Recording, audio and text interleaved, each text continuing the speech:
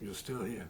Yeah, go ahead. Go ahead. Yeah. Is recognizing duality, does that have to do with just the shifting of a perception, or how does that process work for an individual? Well, we have to understand from the Guru's point of view, or from what is called the spiritual point of view, all the things that we suffer don't exist.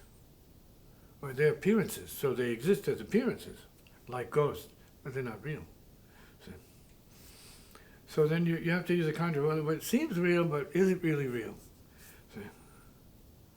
And we're talking about the relative perception of an unenlightened being, attached with fears and programming and history, and biases and prejudices and all of this garbage that comes from the blood has nothing to do with the soul.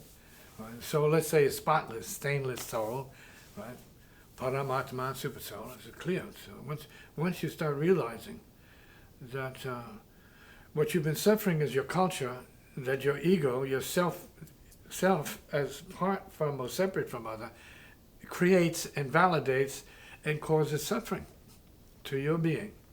So once you have someone say, hey, you're not that, right, and they snap you out of it, right, the suffering disappears.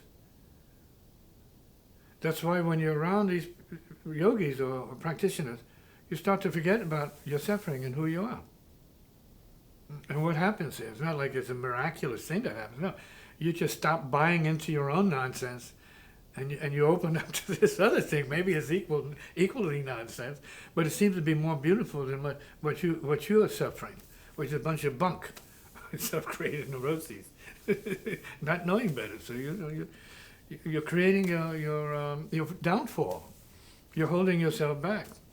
So when we need to open the door so we can rise forward and upwards, so because we're free of our self-neuroses, we're free of the barriers either our parents or our friends or relatives or our loved ones put on top of us because they didn't know better and you didn't know better.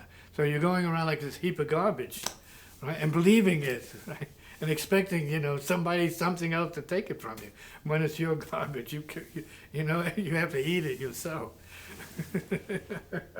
Right? Otherwise, you suffer it because it's not going anywhere. See? And as I was saying earlier, then there is the it that can dissolve that, as it has occurred in my case and in many people's cases. All of a sudden, what you thought was your problem is taken from you, and it's not there anymore. You're like, left in shock. What happened? Where did it go? Why did it go? Right? Sometimes that happens with mishaps, right? Which are like erasures. So it's a mishap and it's the worst thing in the world, but then somebody wakes up. You wake up in the hospital, it's like, whoa. Wow, how did this happen? It's like you awakened from another life, it seems. See, so the way it's set up is difficult to comprehend all the time.